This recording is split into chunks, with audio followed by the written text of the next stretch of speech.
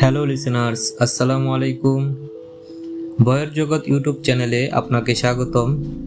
আপনারা যে যেখান থেকে শুনছেন, আশা করি আল্লাহর অশেষ রহমতে সকলে ভালোই আছেন। আমি রেদওয়ান ইসলাম বলছি জামালপুর জেলা থেকে। ভয় একটি রহস্যময় অনুভূতি, যা একদিকে শিহরণ জাগায়, অন্যদিকে কৌতূহলী করে তোলে। অনেকেই ভৌতিক ঘটনা শুনতে পছন্দ করেন। সেই রোমাঞ্চকে আরও গভীরে নিয়ে যেতে ভয়ের জগৎ ইউটিউব চ্যানেলটি চালু করেছি। আমার লক্ষ্য আপনাদের অজানা রহস্যময় ও গা ছমছমে অভিজ্ঞতার অংশীদার করা। যেহেতু আমি নতুন, তাই সব ঘটনা আমাকে নিজেই সংগ্রহ করতে হয়। তবে আপনাদের সহযোগিতা পেলে এই পথ চলা আরও সহজ হয়ে যাবে। যদি আপনার কাছে কোনো সত্য ভয়ের ঘটনা থাকে বা কোনো ভয়ের ঘটনা শেয়ার করতে চান, তাহলে আমাদের ইমেল অ্যাড্রেসে ঘটনাটি লিখে বা রেকর্ড করে পাঠাতে পারেন। আমাদের ইমেল অ্যাড্রেসটি হচ্ছে voyerjogot@gmail.com। আমি স্পেলিংটি বলে দিচ্ছি, BHAYERJAGAT@gmail.com। আশা করছি আপনারা আমাকে ঘটনা পাঠিয়ে সাহায্য করবেন। তো আর দেরি না করে চলুন ঘটনায় চলে যাই।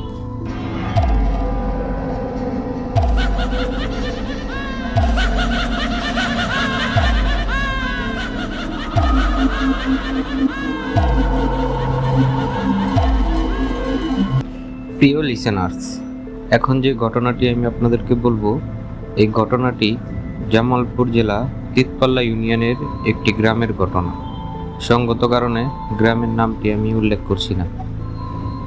ঘটনাটি যার সাথে ঘটে তার নাম মোহাম্মদ তারেক। তারেক ভাই জামালপুর সদরের একটি দোকানে চাকরি করতেন। প্রতিদিন তিনি তার সাইকেল দিয়ে সেই দোকানে যেতেন এবং বাসায় আসতেন। প্রতিদিনের মতো সে তার দোকানটি বন্ধ করে রাত 9টার দিকে কাজ শেষ করে বাসার উদ্দেশ্যে রওনা হন। বলে রাখা ভালো, তখন ছিল বর্ষাকাল। তখন হঠাৎ হঠাৎ বৃষ্টি শুরু হয়ে যেত। সেদিনও আকাশ ছিল মেঘাচ্ছন্ন। তিনি সাইকেল নিয়ে ধীরে ধীরে বাড়ির দিকে আসতে থাকেন। হঠাৎই বিদ্যুৎ চমকাতে শুরু করে। ঠিক তখনই হালকা হালকা বৃষ্টি পড়া শুরু করে। তিনি মোটামুটি অর্ধেকের বেশি রাস্তা এসেই পড়ছিলেন, আর 2-3 কিলোমিটার বাকি ছিল। ঠিক তখনই বৃষ্টি শুরু হয়ে যায়। সেই সময় তিনি একটি পরিত্যক্ত স্কুলের সামনে ছিলেন। তাকে বৃষ্টির হাত থেকে বাঁচাতে তিনি সেই স্কুলের বারান্দায় গিয়ে আশ্রয় নেন। সেই স্কুলটি এক সময় পুলিশ ফাঁড়ি হিসাবে ছিল। সেখানে বেওয়ারিশ লাশ এনে রাখা হতো, যেমন হত্যাকাণ্ডের শিকার হওয়া, আত্মহত্যা বা দুর্ঘটনায় মারা যাওয়া লাশ এনে সেখানে রাখা হতো। সেই ঘটনাগুলো সে জানতো, কিন্তু বৃষ্টি থেকে বাঁচার জন্য সে সেইখানে আশ্রয় নেয়। সে অনেকক্ষণ বারান্দায় দাঁড়িয়ে থাকে। তারপর মনে মনে সে ওইসব চিন্তা করতে থাকে। ধীরে ধীরে তার ভয় লাগতে শুরু হয়। তিনি তার ঘড়িতে তাকিয়ে দেখে রাত 11:30। বৃষ্টি থামার কোনো লক্ষণই নেই। ঠিক তখনই বিদ্যুৎ চমকালো। সেই আলোতে তিনি দেখতে পেলেন তার পাশেই একটি খাটিয়া রাখা। খাটিয়াটি ছিল লাশে গোসল করানোর সময় যে খাটিয়া ব্যবহার করা হয়, সেরকম একটি খাটিয়া। সে আরো ভালো করে লক্ষ্য করে দেখল সেই খাটিয়ার উপর একটি কাফনে মোড়া লাশ শোয়ানো। এটা দেখে তিনি ভয়ে আঁতকে উঠলেন। ভালো করে তাকিয়ে দেখলেন লাশটির মুখ তার দিকে ঘোরানো। তারেক ভাই তখন প্রচণ্ড ভয়ে কাঁপতে লাগলেন। তিনি কিছু বুঝে ওঠার আগেই আবার বিদ্যুৎ চমকালো। তখন তিনি দেখলেন লাশটি খাটিয়া থেকে উঠে দাঁড়িয়েছে। লাশটি তার সামনে এসে বিকট হাসি দিয়ে বলল, তোর এত সাহস, তুই আমার বাসস্থান নষ্ট করলি? আজ তুই বেঁচে ফিরতে পারবি না রে। এই বলে তারেক ভাইকে বারান্দা থেকে ধাক্কা দিয়ে নিচে ফেলে দেয়। ফেলে দিয়ে সে বিকট হাসি হাসতে থাকে। হাসির ভয়াবহতা এতই ছিল, হাসির শব্দে তার বুক ধড়ফড় করে ওঠে। তারেক ভাই কিছু বুঝে ওঠার আগেই কি করবে সে তখন বুঝতে পারছিল না। তার পাশেই ছিল তার সাইকেলটি। সে তার সাইকেলের সামনে গিয়ে সাইকেলটি নিয়ে প্রাণপণে দৌড়াতে থাকেন। দৌড়াতে দৌড়াতে সে স্কুল থেকে বের হয়ে মেন রোডে উঠে যান। তারপরে সে তার শরীরের শক্তি দিয়ে সাইকেলটি চালাতে শুরু করে। সে চালাতে চালাতে এক সময় সে তার পরিচিত সেই বাজারে, তাদের গ্রামের যে বাজার, সেই বাজারে গিয়ে ওঠেন। বাজারে গিয়ে দেখেন সেখানে কোনো লোকজন নাই, একদম নীরবতা। সেখানে কোনো মানুষ নেই, কোনো কিচ্ছু নাই। তারপরে সে তার ঘড়ির দিকে তাকিয়ে দেখলো 12:35। সে চিন্তা করলো এটা অস্বাভাবিক কিছু না, এটা স্বাভাবিক, বৃষ্টির রাত, এরকমটা হতেই পারে। তিনি ভাবলেন আল্লাহর অশেষ রহমতে হয়তো তিনি বেঁচে গেছেন, কিন্তু তখনও তার জন্য আরও ভয় অপেক্ষা করছিল। তিনি সাইকেল নিয়ে গ্রামের পথ ধরলেন। রাস্তায় কাদা থাকায় সাইকেল চালানো কঠিন হচ্ছিল, তাই তিনি সাইকেল নিয়ে হাঁটতে শুরু করলেন। কিছু দূরে যাওয়ার পর সামনে পড়ল একটি বাঁশঝাড়। এই বাঁশঝাড় নিয়ে অনেক অলৌকিক ঘটনা সেই এলাকায় প্রচারিত আছে। তারপর সেই বাঁশঝাড় পার হতে না হতেই হঠাৎ করে তার সামনে একটি বাঁশঝাড় থেকে বাঁশ ভেঙে পড়ল। তারপর সে ভয়ে সেখানে দাঁড়িয়ে গেল। দাঁড়িয়ে সে ভয়ে কাঁপছিল। ঠিক তখনই তার পিছন থেকে ভয়ানক কণ্ঠস্বরে একটি ডাক আসে। সে বলতে থাকে, কিরে, তুই কি আমার হাত থেকে এত সহজে বেঁচে ফিরতে পারবি ভেবেছিস? আজকে তো আমার হাত থেকে তোকে কেউ বাঁচাতে পারবে না। এই কথা শুনে তারেক ভাই ভয়ে সাইকেল ফেলে দৌড়াতে শুরু করলো। দৌড়াতে দৌড়াতে কিছু দূর যাওয়ার পর তিনি অজ্ঞান হয়ে পড়লেন। পরদিন সকালে জ্ঞান ফিরলে তিনি নিজের বিছানায় আবিষ্কার করেন চারপাশে আত্মীয় স্বজনরা ভিড় করেছেন। তারা জিজ্ঞেস করলেন কি হয়েছিল। তারেক ভাই কাঁপা কাঁপা কণ্ঠে রাতে ঘটনার সব বললেন। পরিবার তাকে গ্রামের মাদ্রাসার হুজুরের কাছে নিয়ে গেলেন। হুজুর শুনে বললেন, তুমি যে স্কুলটিতে গিয়েছিলে সেখানে বহু বছর ধরে দুষ্ট জিনরা বসবাস করত। তুমি যাওয়াতে তারা ক্ষিপ্ত হয়ে তাই তোমাকে ভয় দেখিয়েছে। এরপর হুজুর কোরআন শরীফের আয়াত করে তারেক ভাইকে ফু দিয়ে জেরে দিলেন এবং একটি তাবিজ দিলেন, আর বললেন এই তাবিজটি সবসময় তোমার সাথে রাখবে।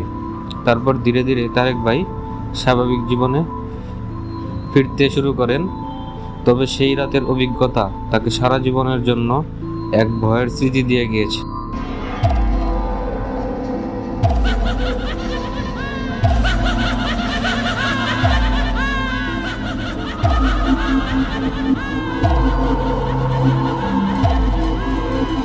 Welcome back. আশা করি ঘটনাটি আপনাদের ভালো লেগেছে। নতুন অবস্থায় জানি না কতটুকু গুছিয়ে বলতে পেরেছি। যদি কোথাও কোনো ভুল হয়ে থাকে তাহলে সবাই ক্ষমা সুন্দর দৃষ্টিতে দেখবেন। আর অবশ্যই চ্যানেলটিকে লাইক করে সাবস্ক্রাইব করে দিবেন, যাতে করে 1000 সাবস্ক্রাইব পূরণ হলে আপনাদের সাথে লাইভে এসে ঘটনা শেয়ার করতে পারি। আর আপনাদের কাছে কোনো ভৌতিক অভিজ্ঞতা থেকে থাকলে আমাদের সাথে শেয়ার করতে পারেন। আমাদের ইমেল অ্যাড্রেসটি হচ্ছে ভয়েরজগৎ@gmail.com। পাঠিয়ে দিতে পারেন আপনার সাথে ঘটে যাওয়া ভয়ের ঘটনাটি। তো বেশি কথা না বলে চলুন দ্বিতীয় ঘটনায় চলে যাওয়া যাক।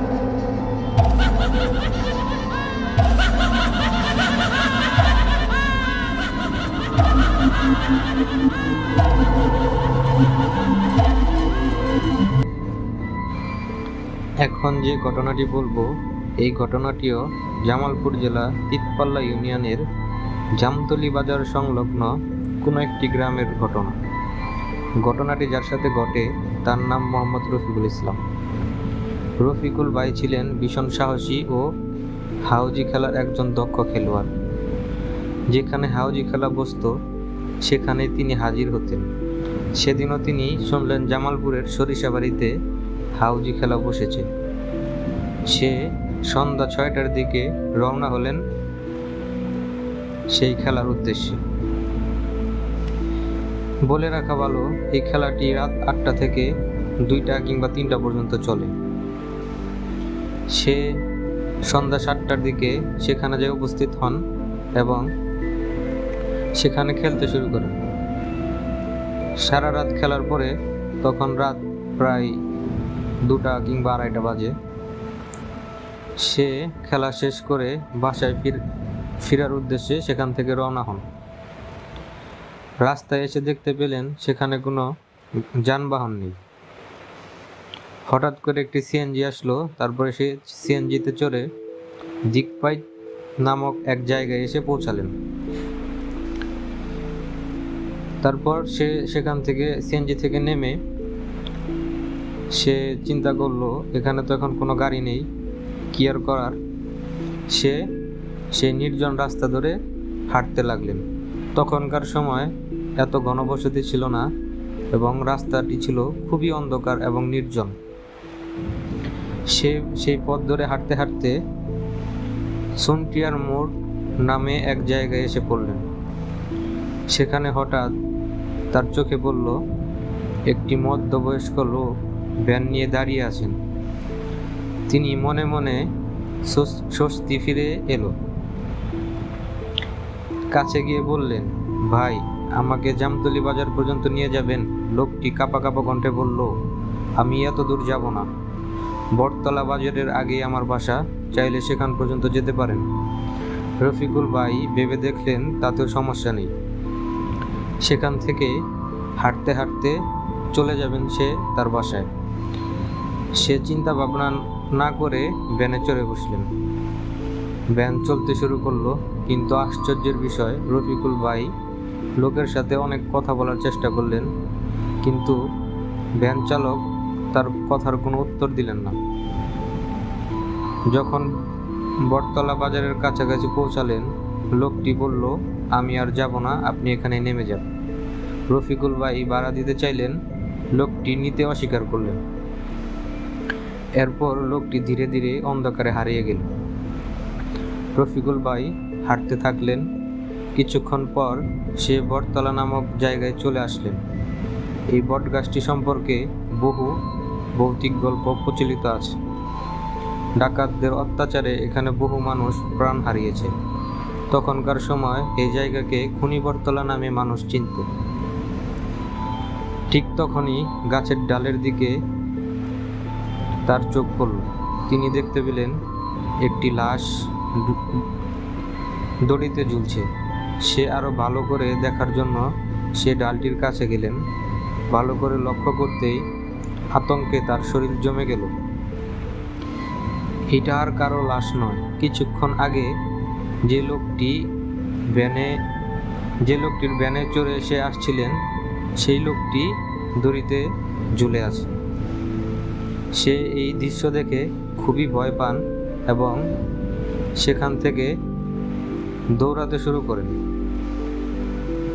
সে দৌড়াতে দৌড়াতে দৌড়াতে এমন একটি জায়গায় এসে পৌঁছায়। এই জায়গাটির নাম বামনজি ব্রিজ, সবাই এই নামেই চিনে। সে যখন দৌড়াচ্ছিল তার মনে হচ্ছিল পিছন থেকে অনেক বড় দানবীয় কোনো কিছু তার পিছে পিছে তাকে ধাওয়া করছিল। সে সেখান থেকে দৌড়াদৌড় করতে করতে সেই ব্রিজের কাছে এসে দাঁড়াল। এই ব্রিজটি খুবই ভয়ঙ্কর একটি ব্রিজ। এই ব্রিজটি যখন উদ্বোধন হয়েছিল, তখন এই ব্রিজটি যেদিন উদ্বোধন হয় তার পরের দিনই এই ব্রিজটিতে একটি অ্যাক্সিডেন্ট হয়। অ্যাক্সিডেন্টে 7 জন মানুষ মারা যায়। তারপর রফিকুল ভাই সেই ব্রিজের উপর এসে দাঁড়ায়। সেই ব্রিজের নিচ দিয়ে আরেকটি ব্রিজ ছিল। নতুন ব্রিজ যখন চালু করা হয় তখন পাশ দিয়ে একটি গাড়ি চলাচল করার জন্য লোহার ব্রিজ বানানো হয়। ঠিক বাসটি সেখানেই পড়েছিল। এই ঘটনাটি কিছুদিন আগে ঘটছিল। রফিকুল ভাইও সেইখানে গিয়েছিল দেখার জন্য। তো রফিকুল ভাই যখন সেই ব্রিজটির উপরে দাঁড়ায়, হঠাৎ সে দেখতে পায় কিছু কালো অবয়ব সেই বাসটির আশেপাশে ঘোরাঘুরি করছে। রফিকুল ভাই তাকিয়ে দেখলেন বাসের নিচে অস্পষ্ট অস্বাভাবিক কিছু কালো অবয়ব নাড়াচাড়াও করছে। হঠাৎ তারা মাথা তুলে রফিকুল ভাইয়ের দিকে তাকালো। রফিকুল ভাই ভয়ে থমকে গেলেন। তিনি মনে মনে ভাবছেন, কি হচ্ছে আমার সাথে? ঠিক তখনই ভয়ঙ্কর কণ্ঠে একটি অবয়ব বলল, 7 জনকে নিয়েছি, আরো 4 জনকে নিব, তুই কি যাবি আমাদের সাথে? আহ, কি ভয়ঙ্কর কণ্ঠ ছিল! এই কথা শুনে রফিকুল ভাই চিৎকার করতে চাইলেন, কিন্তু মুখ দিয়ে কোনো শব্দ বের হলো না। তিনি দৌড়ানোর চেষ্টা করলেন, কিন্তু সে অনুভব করতে পারছে যে তার পাও মাটির সাথে আটকে গিয়েছে। তখন সে মনে মনে দোয়া দরুদ পড়তে থাকে। অবয়বগুলো তখনও বিটগুটি হাসি হাসছিল। রফিকুল ভাই মনে মনে দোয়া দরুদ পড়তে পড়তে হঠাৎই অনুভব করতে পারলেন তার পা এখন কাজ করছে। তিনি দৌড়াতে লাগলেন। দৌড়াতে দৌড়াতে আরেকটি বটগাছের সামনে চলে আসলেন। এসে সেখানে দেখতে পান রাস্তার মাঝখানে আড়াআড়িভাবে একটি সাদা কাপড়ে মোড়ানো লাশ শোয়ানো। এটা দেখে সে ধানি জমির পথ ধরে বাড়ির দিকে ছুটলেন। কিছুক্ষণ পর হঠাৎ কিছু একটার সাথে হোঁচট খেয়ে পড়ে গেলেন। এরপরই এক লোমশ বিশাল আকৃতির কিছু একটা তার শরীরের উপর ঝাঁপিয়ে পড়ল। সে এক অদ্ভুত শক্তি। তখন সে সেই অবয়বের সঙ্গে ধস্তাধস্তি করতে থাকলেন। চারদিকে কালো ছায়ার মতো আরো অনেকগুলো অবয়ব দেখতে পেলেন। কিছুক্ষণের মধ্যে চোখের সামনে সব অন্ধকার হয়ে যেতে লাগলো। তারপর সে জ্ঞান হারান। পরদিন সকালে কৃষকরা খেতে গিয়ে তাকে অজ্ঞান অবস্থায় দেখতে পান। তারপর তারা তাকে তার বাসায় দিয়ে আসেন। 12টার দিক তার জ্ঞান ফিরে। তিনি আতঙ্কিত গলায় রাতের সমস্ত ঘটনা পরিবারকে শোনালেন। পরিবারের সদস্যরা রেগে দুঃখে তাকে বকাঝকা করলেন, কারণ তার হাউজি খেলার অভ্যাস তারা একেবারেই পছন্দ করতেন না। কিছুদিন পর ধীরে ধীরে তিনি সুস্থ হয়ে উঠলেন। তবে সে রাতের স্মৃতি আজও তার মনে গেঁথে আছে, এক অজানা আতঙ্কের অন্ধকার রাত। তারপর সে সেই হাউজি খেলা চিরদিনের মতো ছেড়ে দেন।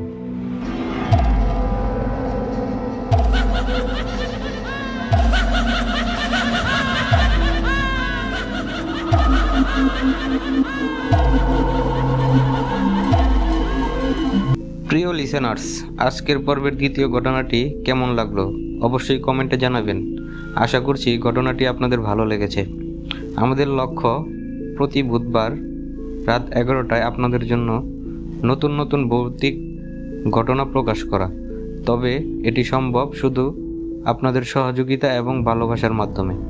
তাই আপনাদের প্রতি অনুরোধ, আপনাদের জীবনে ঘটে যাওয়া ভয়ঙ্কর ও রহস্যময় অভিজ্ঞতাগুলো আমাদের সঙ্গে শেয়ার করতে পারেন। আমাদেরকে শেয়ার করার জন্য আমাদেরকে ইমেল করতে পারেন। আমাদের ইমেল অ্যাড্রেসটি হচ্ছে boyerjogot@gmail.com। আমি স্পেলিংটি বলে দিচ্ছি, BHAYERJAGAT@gmail.com। আপনার ঘটনাটি লিখে অথবা রেকর্ড করে উভয়ভাবে পাঠাতে পারেন। আপনাদের পাঠানো ঘটনা আমরা যত্ন সহকারে উপস্থাপন করব, যাতে সবাই তা উপভোগ করতে পারে। আর অবশ্যই আমরা আশা রাখছি 1000 সাবস্ক্রাইবার অতিক্রম করতে, যাতে আপনাদের সঙ্গে লাইভে এসে ভৌতিক ঘটনা শেয়ার করতে পারি। তাই আপনাদের কাছে অনুরোধ, চ্যানেলটি সাবস্ক্রাইব করুন, লাইক ও শেয়ার করুন, আপনাদের মতামত কমেন্টে জানান। আমি একাই সব ঘটনা সংগ্রহ করি, তাই এতে কিছু সময় লেগে যায়, তবে আপনাদের পাঠানো ঘটনার অপেক্ষায় থাকলাম। পরবর্তী পর্বে দেখা হবে। আজকের জন্য এই পর্যন্তই। আগামী বুধবার রাত 11টায় নতুন নতুন ভৌতিক ঘটনা নিয়ে হাজির হব আমি, রেদওয়ান ইসলাম। বিদায় জানাচ্ছি। বয়ের সঙ্গে থাকুন, বয়ের জগতের সাথে।